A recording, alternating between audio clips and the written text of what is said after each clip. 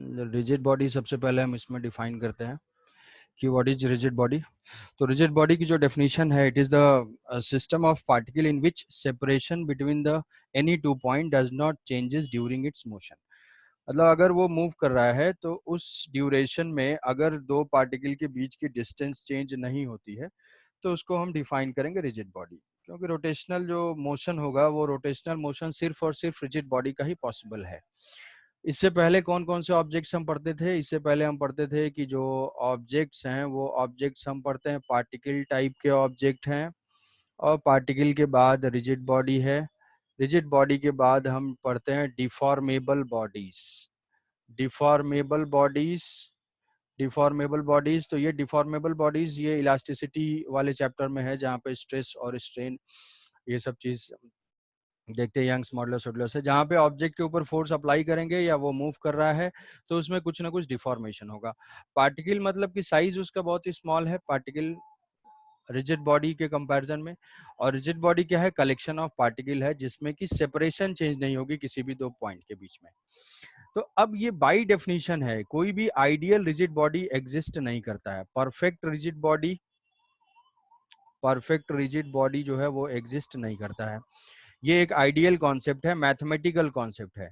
तो अगर mathematical concept है, अगर मान लो कोई भी ऑब्जेक्ट इस डेफिनेशन को सेटिस्फाई करता है तो वो रिजिड बॉडी होगा। जैसे फॉर एग्जांपल ऐसा एक एग्जांपल दिया जाता है कि मान लो ये स्प्रिंग अपने नेचुरल लेंथ पे है और ये दो ब्लॉक इससे कनेक्टेड हैं, दोनों स्मूथ सरफेस पे प्लेस्ड हैं और ये दोनों सेम स्पीड से मूव कर रहे हैं। मान लिया 10 मीटर पर सेकेंड से, और ये भी 10 मीटर पर सेकेंड से मूव कर रहा है और ये नेचुरल लेंथ पे है। तो अब अगर इस पूरे सिस्टम को हम देखेंगे तो क्या पूछा जाएगा कि क्या ये सिस्टम रिजिड बॉडी की तरफ से क्वालिफाई होगा? तो हम इसको बोलेंगे कि यस, ये जो है क्वालिफाई होगा। क्यों होगा? क्योंकि स्प्रिंग जो है नेचुरल लेंथ पे है और ये दो पार्टिकल्स के बीच की डिस्टेंस अगर मान लो 10 सेंटीमीटर है तो वो through out the motion 10 centimetre maintained होगी।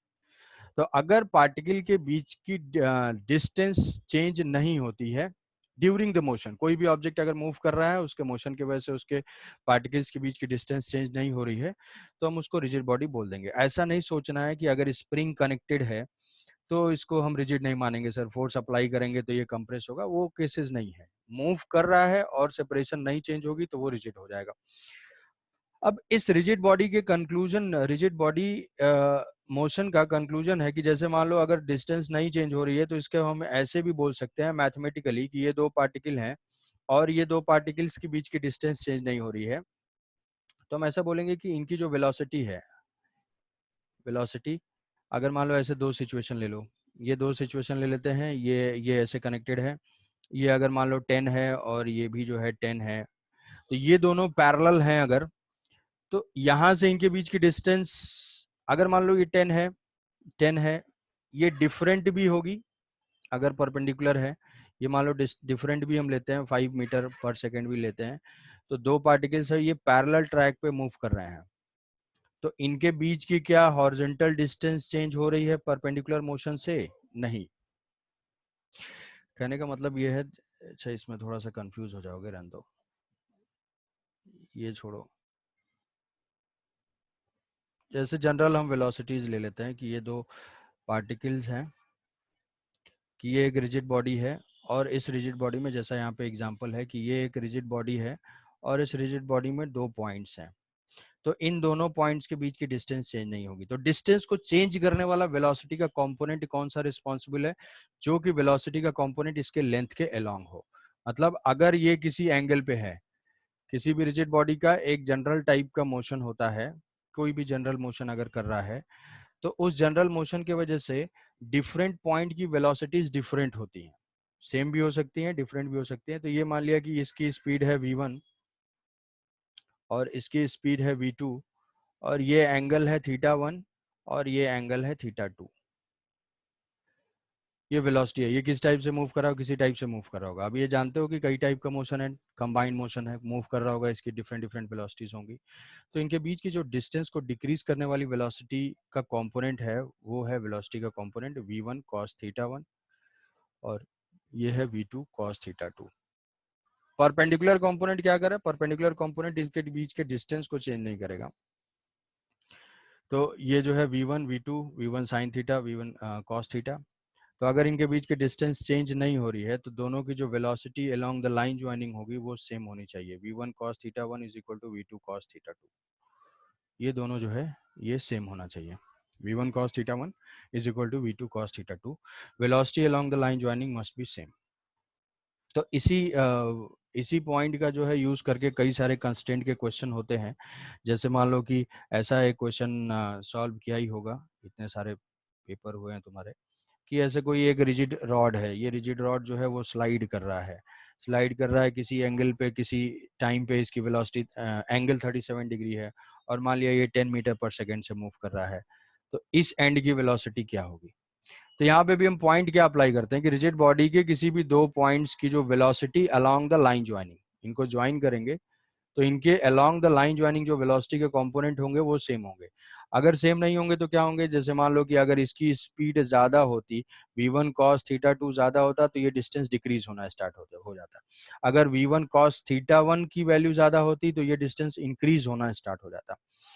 तो अगर डिस्टेंस चेंज नहीं हो रही है तो velocity along the line joining must be same, velocity along the line joining must be same. तो यहाँ पे ये इसको हम अप्लाई कर लेंगे, ये 53 डिग्री हो जाएगा, ये जो है 37 हो जाएगा। तो इजी सा इक्वेशन यहाँ पे लिख लेंगे, 10 cos 37 along the line joining हो जाएगा 10 cos 37 is equal to v cos 53 degree, और यहाँ से हम इसको सॉल्व कर लेंगे। तो इसको हम बोलते हैं रिजिड बॉडी कंस्ट्रेंट, कि कोई भी रिजिड बॉडी किसी तरीके से मूव कर रहा है और दो पॉइंट की वेलोसिटीज को हमें रिलेट करना है, एंगल वेंगल दिए हुए हैं, तो हम इजीली ये कॉन्सेप्ट को अप्लाई करके बता सकते हैं। दूसरा एक कंक्लूजन इससे ये है कि जैसे मान लो कि कोई भी दो पॉइंट हम लेते हैं, उनके बीच की डिस्टेंस चेंज नहीं हो रही है, ए है बी है, चेंज नहीं हो रहा है। तो अगर मान लो यहाँ पे कोई एक ऑब्जर्वर है जो ए के ऊपर बैठ जाता है, तो उस ए पॉइंट से उसको बी का पाथ किस टाइप का दिखाई देगा। अगर ऐसा पूछा जाए कि रिजिड बॉडी के किसी पॉइंट से कोई ऑब्जर्वर दूसरे पॉइंट के पाथ को ऑब्जर्व करता है, तो उसको किस टाइप का पाथ दिखाई देगा। तो किस टाइप का पाथ दिखाई देगा, तो बेसिक पॉइंट ये है कि या तो उसको रेस्ट में दिखाई देगा, क्योंकि डिस्टेंस यहाँ क्या है, हमने बोला कि डिस्टेंस दो पॉइंट की चेंज नहीं होगी, ये डिस्टेंस चेंज नहीं होगी, ये ए है ये बी है, तो ये डिस्टेंस चेंज नहीं होगी, तो या तो ये रेस्ट पे रहेगा, या फिर किस टाइप के पाथ पे जा सकता है, अगर ये सर्कुलर पाथ पे जा रहा हो, तो सर्कल की भी यही प्रॉपर्टी होती है कि distance from a fix point remains constant. तो distance from a fix point remain constant मतलब किसी भी एक पॉइंट के रिस्पेक्ट में दूसरे पॉइंट का क्या पाथ हो सकता है, या तो मोशन हो सकता है, या तो रेस्ट हो सकता है, या सर्कुलर हो सकता है। सर्कुलर भी दो टाइप का होता है, यूनिफॉर्म होता है और नॉन यूनिफॉर्म होता है। नॉन यूनिफॉर्म में क्या खास बात होती है, नॉन यूनिफॉर्म में अल्फा जो है वो नॉट इक्वल टू जीरो होता है, चेंज होता रहता है, अल्फा धीरे धीरे इंक्रीज होता रहता है, ओमेगा वेलोसिटी बढ़ती रहती है। यूनिफॉर्म में ओमेगा कांस्टेंट होता है, अल्फा जीरो होता है। तो पहला पॉइंट बताया मैंने कि velocity along the line joining must be same. Second point बताया कि path of any point with respect to any point of the rigid body is circular, may be circular और it is at a rest. तो ये दो point, इसमें confusion किसी को कुछ नहीं होना चाहिए। तो और फिर ये डेफिनेशन बता दिया, इसमें जो है आइडेंटिफाई करने के लिए आ सकता है कि ये बताओ कि ये रिजिड इस टाइप कौन सा सिस्टम जो है रिजिड बॉडी है, कौन सा नहीं है। तो हम देखेंगे कि मोशन के ड्यूरेशन में अगर चेंज नहीं होता है तो उसको रिजिड मान लेंगे। चार ऑप्शन आ सकते हैं। अब उसके बाद नेक्स्ट है kinetic energy of the rigid body. Kinetic energy of the rigid body, तो इसमें एक चीज एक पॉइंट इसमें एक और ऐड कर देता हूँ कि रिजिड बॉडी की जो मोशन है वो कितने टाइप के हो सकते हैं। Types of motion of rigid body, तो types of motion of rigid body के कितने मोशन हो सकते हैं। तो पहला हो सकता है ट्रांसलेशन। ट्रांसलेशन ट्रांसलेशन दो टाइप का हो सकता है, रेक्टिलिनियर और कर्विलिनियर। किसी कर्व के लॉन्ग हो सकता है, क्या सर्कुलर मोशन कर्विलिनियर में आएगा, सर्कुलर मोशन कर्विलिनियर में आएगा ट्रांसलेशन। उसके बाद प्योर रोटेशन। प्योर रोटेशन मतलब किसी एक्सिस के अबाउट जो है कोई ऑब्जेक्ट रोटेट कर रहा है। और उसके बाद हो सकता है combined translation and rotational motion. Combined translation and rotation motion. तो जब axis of rotation axis of rotation translate करना स्टार्ट कर देता है, तो उसको हम बोलते हैं कंबाइंड ट्रांसलेशन एंड रोटेशन, जिसका एग्जांपल है वो रोलिंग मोशन पढ़ा हुआ होगा कि ये जो है ट्रांसलेट भी कर रहा है और ये रोटेट भी कर रहा है अबाउट सेंटर ऑफ मास। तो ये 3 टाइप के मोशन है। अब इनकी क्या खास बात होती है, कोई भी ऑब्जेक्ट अगर ट्रांसलेट करता है, जैसे मान लिया कि ये एक रॉड है और ये रॉड ट्रांसलेट कर रहा है यहाँ से यहाँ तक, ये मान लो ट्रांसलेट किया तो इसके सारे पॉइंट ट्रांसलेट किए। अगर सारे पॉइंट ट्रांसलेट कर रहे हैं तो मान लो एक पॉइंट 10 सेंटीमीटर डिस्प्लेस हो रहा है तो बाकी सारे पॉइंट्स भी 10 सेंटीमीटर ही डिस्प्लेस होंगे, तो सारे पॉइंट्स के डिस्प्लेसमेंट सेम होंगे।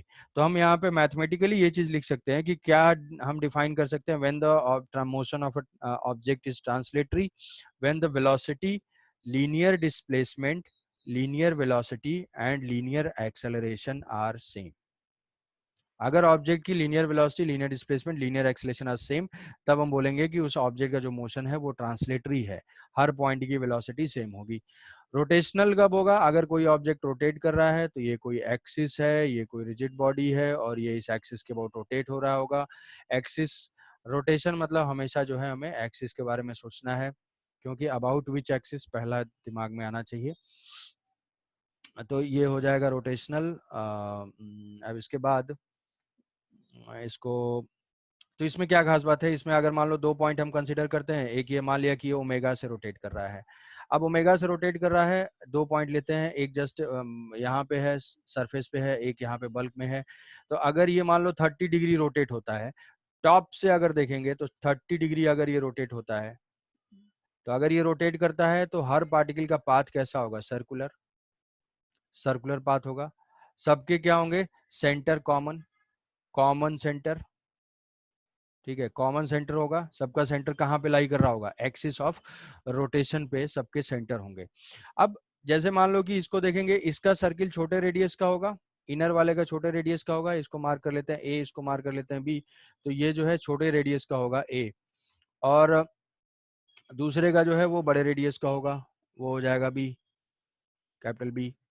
तो ए और बी दोनों जो है डिफरेंट डिफरेंट रेडियस के होंगे। तो मान लो 30 डिग्री 10 डिग्री दोनों रोटेट किए, दोनों सेम पॉइंट से स्टार्ट किए, तो अगर 10 डिग्री रोटेशन हुआ तो इसने इतना डिस्टेंस मूव किया, जिसको हम लिख सकते हैं आर थीटा, और ये जो है इतना डिस्टेंस मूव किया। तो क्या यहाँ पे दोनों का लीनियर डिस्प्लेसमेंट सेम है, दोनों का लीनियर डिस्प्लेसमेंट सेम नहीं है, बट क्या दोनों का एंगुलर डिस्प्लेसमेंट सेम है, हाँ दोनों का एंगुलर डिस्प्लेसमेंट सेम है, ये 10 डिग्री जा रहा है तो ये भी 10 डिग्री जा रहा है, तो दोनों का एंगुलर डिस्प्लेसमेंट सेम है। तो इसकी कैरेक्टरिस्टिक हम लिख सकते हैं क्विकली कि यहाँ पे एंगुलर क्वांटिटी सेम होंगी but linear quantities will be different, angular displacement, angular velocity and angular acceleration, ठीक है। तो लीनियर में लीनियर क्वांटिटी सेम, रोटेशनल में एंगुलर क्वांटिटी सेम, और कंबाइंड ट्रांसलेशन रोटेशन क्या है, combined translation rotation is a superposition of translation plus rotation. तो translation की प्रॉपर्टी है कि हर पॉइंट की लीनियर वेलोसिटी सेम होती है, हर पॉइंट की लीनियर वेलोसिटी जो है सेम कर दिया। रोटेशन में हर पॉइंट की लीनियर वेलोसिटी डिफरेंट होती है, तो अगर मान लो ये रोटेशन होता है ओमेगा से, तो इस पॉइंट की लीनियर वेलोसिटी ओमेगा आर हो जाएगा, इस पॉइंट की लीनियर वेलोसिटी ओमेगा आर होगा, ओमेगा आर ओमेगा आर। अब हमें कंबाइंड ट्रांसलेशन रोटेशन में किसी भी पॉइंट की वेलोसिटी को अगर फाइंड करना है तो उनको क्या कर देंगे, वेक्टर वाइज ऐड कर देंगे। तो कंबाइंड ट्रांसलेशन रोटेशन कुछ नहीं है, उसमें जो है वो बस सुपर पोजिशन और vector summation of translation plus rotation है। तो इसमें जो मेन चीज हमें पढ़ना है वो रोटेशन पढ़ना है, ट्रांसलेशन क्यों नहीं पढ़ना है, क्योंकि उसको पहले पढ़ चुके हो 5 चैप्टर तक। 5 चैप्टर में सबका जो है उसका मोशन जो है काइनेमेटिक्स पढ़ते हैं कि क्या वेलोसिटी एक्सेलरेशन क्या है सब कुछ। उसके बाद फिर उसका डायनामिक्स पढ़ते हैं कि फोर्स अप्लाई करेंगे तो किस टाइप के पाथ पे जाएगा, किस वेलोसिटी से जाएगा, एक्सेलरेशन कितना होगा, टाइम कितना होगा। उसके बाद फिर उसमें वर्क एनर्जी थ्योरम अप्लाई करते हैं, सर्कुलर पाथ पढ़ते हैं, फ्रिक्शन विक्शन फोर्सेस को सब ऐड करते हैं, तो सारा कुछ पार्टिकल के लिए था। यहाँ पे वो सारे 5 चैप्टर का कॉन्सेप्ट रिजिड बॉडी के ऊपर हमें अप्लाई करना है। तो रोटेशनल थोड़ा सा डिफिकल्ट इसलिए हो जाता है क्योंकि बाकी सारे मैकेनिक्स का एप्लीकेशन इसमें आ जाता है, बट अगर सिस्टमैटिक वे में अप्लाई करोगे तो कभी भी क्वेश्चन गलत नहीं होगा, अच्छा रहता है इसमें क्वेश्चन आने के। और मेडिकल में देखो एक दो क्वेश्चन ज्यादा डिफिकल्ट आ जाए तो ज्यादातर लोग तो छोड़ देंगे, वैसे मोमेंट ऑफ इनर्शिया इनर्शिया आ जाता है तो कर लेते हैं लोग। तो ट्राई करना कि, अब इसमें जानते हो रिटर्न ऑन इन्वेस्टमेंट बहुत कम होता है, कि रोटेशनल में वैसे तो एफर्ट बहुत ज़्यादा लगता है, लेकिन क्वेश्चन क्या आया क्या नहीं आया और एग्जाम में कितना हुआ वो डिपेंड करता है तुम्हारे एप्लीकेशन के ऊपर। तो ये तो 3 टाइप के मोशन है। अब इसमें से एक क्वेश्चन पूछूंगा जिसका सोच के आंसर दे देना है। उम्मीद है कि आंसर सही तो दोगे नहीं। ये जैसे मान लो कि एक फोटो फ्रेम है, फोटो फ्रेम है, ये तुमको ये समझा देगा कि ट्रांसलेशन रोटेशन में डिफरेंस क्या है ये क्वेश्चन। यहाँ पे जैसे एक फोटो फ्रेम है और ये फोटो फ्रेम यहाँ से कनेक्टेड है, अगर इस पॉइंट से ऐसे एक फोटो फ्रेम है, ये फोटो फ्रेम कनेक्टेड है, और किसी ने क्या किया कि इस फोटो फ्रेम को स्लाइटली ऐसे डिस्प्लेस किया, थोड़ा सा डिस्प्लेस किया, सो दैट कि ये जो है डिस्प्लेस हो जाता है। ये थोड़ा सा मान लो 5 डिग्री 10 डिग्री, तो ये स्ट्रिंग जो है, ये स्ट्रिंग जो है ये डिस्प्लेस हो जाएगी, ऐसे ऐसे जो है ये डिस्प्लेस हो जाएगा। तो यहाँ पे अगर कोई पूछे कि what type of motion this photo frame is performing, translation और रोटेशन, ट्रांसलेशन और रोटेशन, आंसर क्या होगा भाई, कोई भी दो।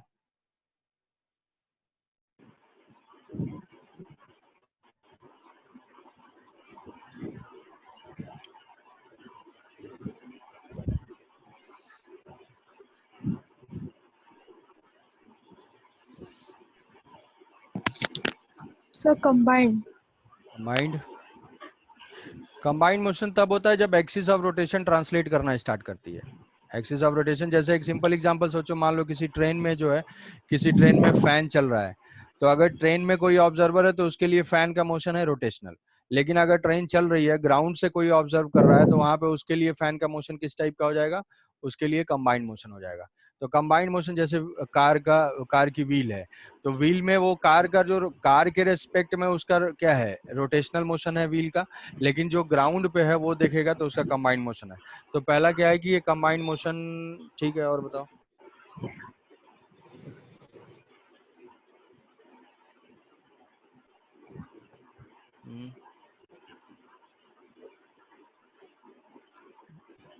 और कोई आंसर नहीं, चलो ठीक है।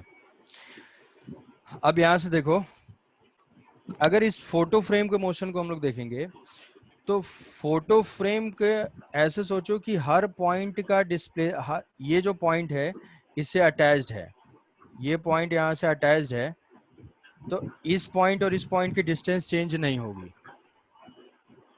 इस पॉइंट की डिस्टेंस चेंज नहीं होगी, इस पॉइंट की डिस्टेंस चेंज नहीं होगी, इन दोनों पॉइंट की डिस्टेंस चेंज नहीं होगी। तो अगर ये मूव करता है, ये किसी भी टाइप के पाथ पे जाएगा, क्या है, ये किस पाथ पे जाएगा, सर्कुलर पाथ पे, क्योंकि सर्किल की क्या प्रॉपर्टी होती है कि distance from a fix point remain constant, जो फिक्स पॉइंट है वो है सेंटर, और जो फिक्स डिस्टेंस है वो रेडियस।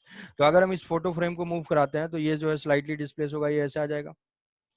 ये पॉइंट क्या है, ये भी किस पाथ पे जाएगा, सर्कुलर पाथ पे जाएगा, सर्कुलर पाथ पे जाएगा, ये थोड़ा सा टिल्ट होकर ऐसे आ जाएगा। तो यहाँ से अगर हम इसको ज्वाइन करेंगे, ये देखेंगे तो ये फोटो फ्रेम स्लाइटली जो है ऐसे शिफ्टेड हो जाएगा।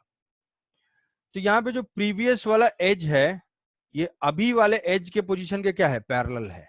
या फिर हम ऐसे बोल सकते हैं कि सारे पॉइंट का जो डिस्प्लेसमेंट हो रहा है वो क्या होगा, सेम होगा, सारे पॉइंट सेम डिस्प्लेसमेंट से डिस्प्लेस हुए। तो ये प्रॉपर्टी किसकी है, ये प्रॉपर्टी है ट्रांसलेशनल मोशन की। तो यहाँ पे इसका मोशन क्या है, ट्रांसलेशनल मोशन है। ठीक है, इस फोटो फ्रेम का जो मोशन है ट्रांसलेशनल मोशन है। तो कहोगे कि ऐसा क्वेश्चन आएगा तो कैसे आइडेंटिफाई करेंगे, हम उसके थोड़े से डिस्प्लेसमेंट के बारे में सोचेंगे।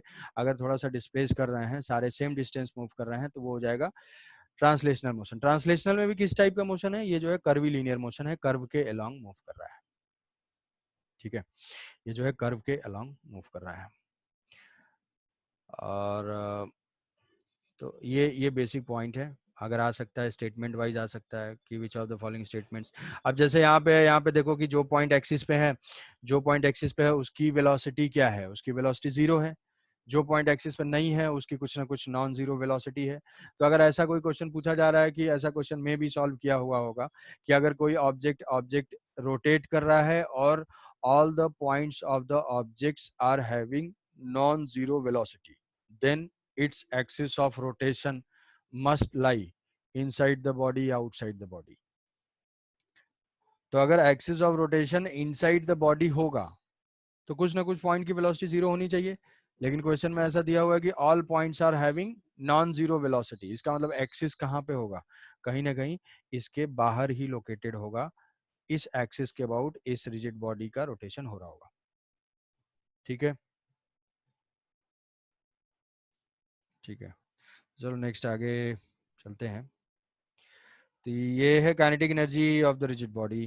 काइनेटिक एनर्जी हमें लिखना है, काइनेटिक एनर्जी प्योर रोटेशन में, तो काइनेटिक एनर्जी लिखते हैं तो किसी भी पॉइंट की जो वेलोसिटी हो जाएगी, कोई भी डिफरेंट डिफरेंट पॉइंट्स हैं, इन डिफरेंट डिफरेंट पॉइंट्स की जो मास है वो है m1 और उसकी वेलोसिटी हो जाएगी ओमेगा इंटू r1, तो half M V square, half M V square लिख लेंगे। सिमिलरली सेकंड पार्टिकल के लिए half m2 into V two square, ऐसे ऐसे करके मान लो n पार्टिकल्स हैं, सबके लिए लिख लिया।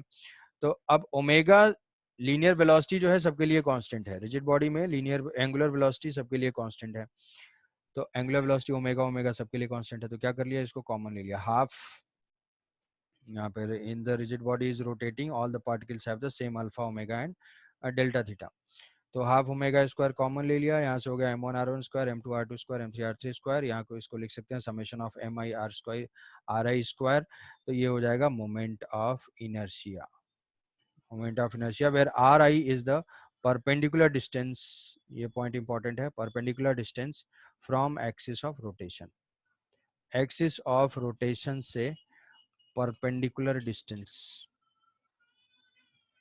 एक्सिस ऑफ रोटेशन से परपेंडिकुलर डिस्टेंस, तो ये हो गया, तो यहाँ से I is equal to summation of M I into are i square, तो फिर मोमेंट ऑफ इनर्शिया की प्रॉपर्टीज आ जाती हैं कि मोमेंट ऑफ इनर्शिया किसके ऊपर डिपेंड करता है, तो ट्रांसलेशनल मोशन में जो मास होता था एक ऑब्जेक्ट का कांस्टेंट, ऑब्जेक्ट का मास एक कांस्टेंट प्रॉपर्टी है, constant, but moment of inertia same object का moment of inertia is a variable quantity, ये वेरिएबल क्वांटिटी है, किसके ऊपर डिपेंड करता है, it depends on the mass and mass distribution, और ऐसा बोल सकते हैं perpendicular distance from axis of rotation, तो दोनों टर्म को अगर लिखेंगे तो moment of inertia depends on mass and its distribution, mass and its distribution about axis of rotation. ठीक है, तो मोमेंट ऑफ इनर्शिया के आसान आसान से क्वेश्चन जिसको जो है सॉल्व कर लोगे, ये पीडीएफ देख के या एच सी वर्मा में जब देखोगे तो ये सब होगा, तो इसको ज़्यादा एक्सप्लेन करने की ज़रूरत है नहीं, जैसे मान लो ये छोटे छोटे पॉइंट्स की ये 4 पॉइंट मासेस हैं, इनका मोमेंट ऑफ इनर्शिया बताओ, एक्स एक्सिस के अबाउट बताओ, वाई एक्सिस के अबाउट बताओ, जेड एक्सिस के अबाउट बताओ, तो सबके लिए m into R square add कर देना है, तो जो मास एक्सिस पे लाई करेंगे, जो मास एक्सिस पे लाई करेंगे उनका मोमेंट ऑफ इनर्शिया 0 हो जाएगा, और यहाँ से हमें परपेंडिकुलर डिस्टेंस देखना है, तो जैसे एक्स एक्स के अबाउट हमें फाइंड करना है, I x x x x denote करता है कि ये एक्सिस को डिनोट करता है, आई एक्स एक्स हो जाएगा, दो मास के लिए 0 हो जाएगा क्योंकि आर 0 है, ये हो जाएगा M A square plus M A square, ये हो जाएगा 2ma², तो इस पे तुम्हें बहुत सारे टाइप के क्वेश्चन की पार्टिकल हैं, अगर पॉइंट मास डिस्ट्रीब्यूशन है तो उसके लिए मोमेंट ऑफ इनर्शिया क्या होगा। ठीक है, तो ये हो जाएगा आई एक्स एक्स आई वाई वाई, फिर ऐसे ही जो है ये ट्रायंगल वैंगल के लिए आ जाएगा m2m3m है, m2m3m है, तो यहाँ से ये m2m3m है, इसमें भी मोमेंट ऑफ इनर्शिया फाइंड करना है, तो x के अबाउट हमें लेना है, तो x के अबाउट ये परपेंडिकुलर डिस्टेंस लेंगे, बस ध्यान इसमें इतना रखना है कि हमें हमेशा परपेंडिकुलर डिस्टेंस लेना है। तो तो जो मेन इंपॉर्टेंट है वो है moment of inertia of a continuous mass distribution, तो इसमें मुझे उम्मीद होगी कि वो मोमेंट ऑफ इनर्शिया मोस्टली लोगों को याद होगी, और उसके डेरिवेशन की भी अभी बहुत ज़्यादा ज़रूरत नहीं होगी, बट थोड़ा बहुत मान लो मोमेंट ऑफ इनर्शिया के लिए कोई डेरिवेशन अगर आ गया,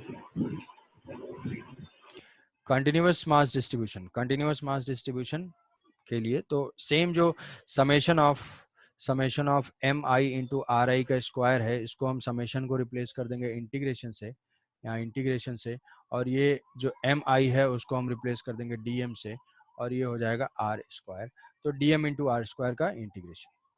तो पहला तो यूनिफॉर्म रॉड है, यूनिफॉर्म रॉड का मोमेंट ऑफ इनर्शिया पता ही होगा, फाइंड करने के लिए क्या करते हैं, एलिमेंट ले लेते हैं, एलिमेंट ले लेते हैं डीएम का, यहाँ पे हमें डीएम रखना है, तो रॉड के लिए डीएम क्या हो जाएगा, mass per unit length, dm is equal to mass per unit length into length dx, और इसको लिख सकते हैं लैम्डा इनटू dx।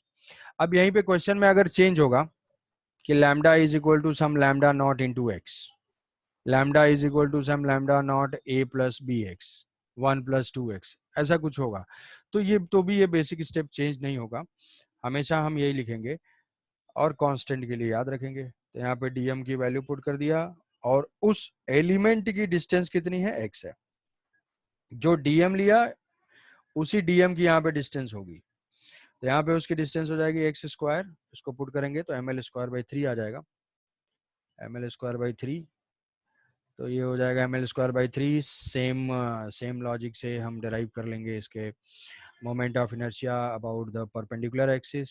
तो परपेंडिकुलर एक्सिस में जो कि सेंटर ऑफ मास से पास कर रहा है, सेंटर ऑफ मास से पास करता है, तो वही एक्स डी एक्स ले लेंगे, वही लैम्डा इंटू डी एक्स हो जाएगा, मास इंटू एक्स स्क्वायर हो जाएगा, उसको इंटीग्रेट कर देंगे, लिमिट पुट कर देंगे -L/2 से +L/2, तो ये आंसर आ जाएगा ml square by 12, ml square by 12 about centre of mass, और ये भी फॉर यूनिफॉर्म रॉड। तो ये जैसे मान ले कि ये प्लेन में है, ये रॉड जो है ये प्लेन में है, और इस प्लेन में एक एक्सिस जो कि इसके लेंथ से ही पास कर रहा है, इसको हम बोल देते हैं I1। एक एक्सिस जो है इसके एज से पास हो रहा है, ये है I2। एक सेंटर ऑफ मास से पास हो रहा है, ये है I3। और एक जो है इससे थीटा डिग्री पे है और इसी प्लेन में है ये थीटा डिग्री है, इसके अबाउट मोमेंट ऑफ इनर्शिया है I4। तो I1 के about moment of inertia, I1 के about moment of inertia 0, I2 के about moment of inertia ml square by 3, I3 के about moment of inertia ml square by 12, और I4 के about moment of inertia, तो I4 के about जो moment of inertia है उसको भी हम डिराइव करते हैं, तो वहां पे आ जाता है कि L square sine square theta, अगर किसी को याद होगा तो।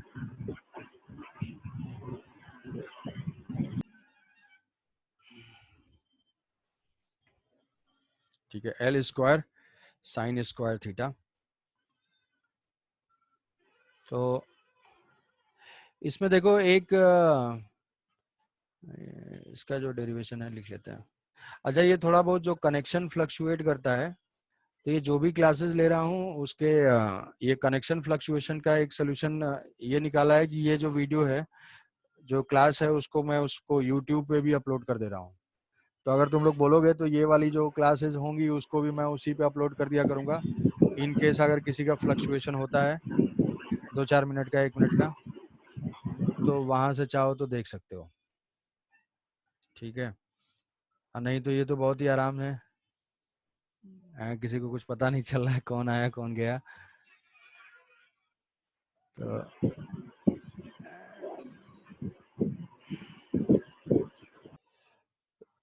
तो ये है I4।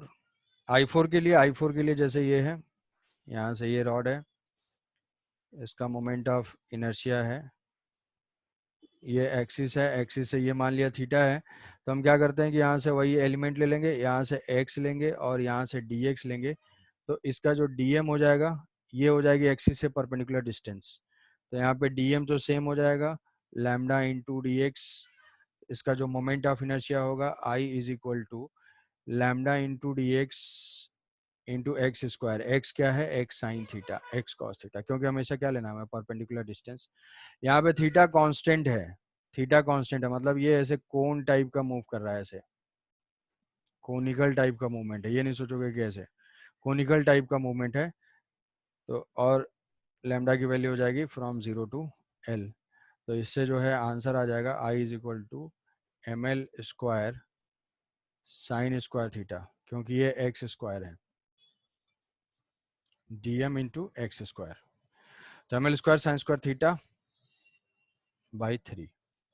तो सीधे हम ऐसे याद रख सकते हैं कि मोमेंट ऑफ इनर्शिया अगर इंक्लाइंड रॉड का हमें चाहिए तो वो वाली लेंथ आती है जो कि एक्सिस के परपेंडिकुलर है, तो हमें देखना है कि थीटा कौन सा दिया हुआ है, तो इस टाइप के क्वेश्चन आ सकते हैं, एम एल परपेंडिकुलर का square divided by 3, M L perpendicular का स्क्वायर डिवाइडेड बाई 3, ये हो जाएगा मोमेंट ऑफ इनर्शिया। अब कोई सिस्टम अगर होगा तो इसमें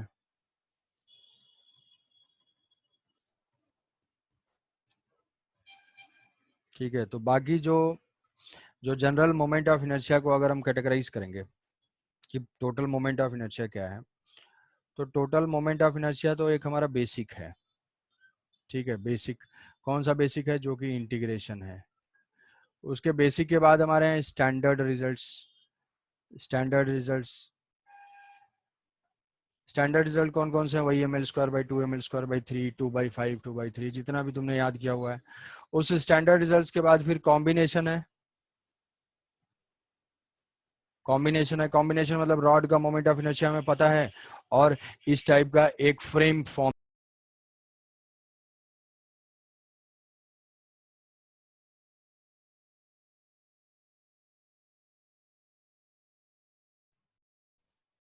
उस फ्रेम का मोमेंट ऑफ इनर्शिया, फ्रेम का मोमेंट ऑफ इनर्शिया इसी के अबाउट हो जाएगा। ये कंबाइन करके हम फॉर्म कर लेंगे। तो दूसरा जो सेकंड वेरिएशन है वो क्या है? वो है कॉम्बिनेशन। और कॉम्बिनेशन के बाद फिर नेक्स्ट हो जाएगा ये रिमूव्ड मास।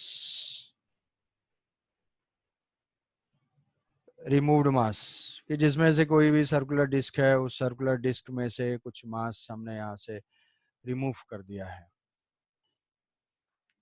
तो ये मोमेंट ऑफ इनर्शिया के टोटल 4 वैरायटी के क्वेश्चन आ सकते हैं। तो जिसमें से क्वेश्चन एग्जाम में आएगा वो ये दो टाइप से आ सकते हैं।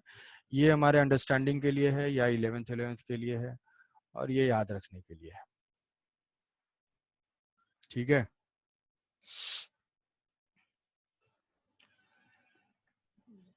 तो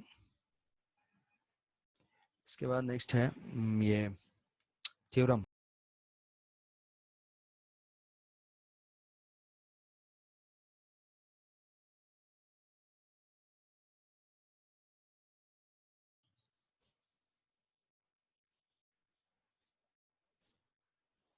ऑडिबल है? सुन पा रहे हो? हम्म।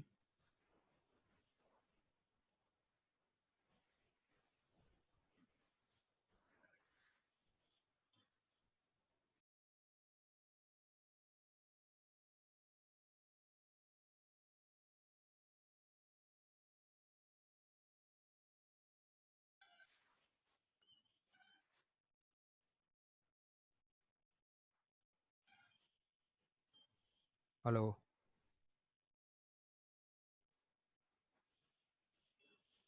हेलो?